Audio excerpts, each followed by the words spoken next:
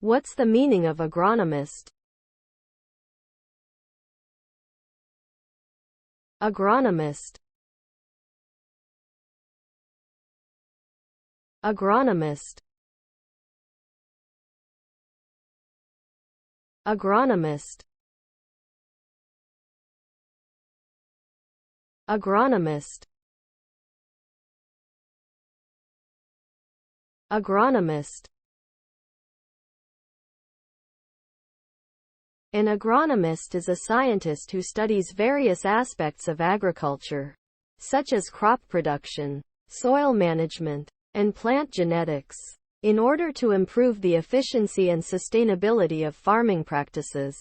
They conduct research, develop new technologies and techniques, and provide advice to farmers and other professionals in the agricultural industry.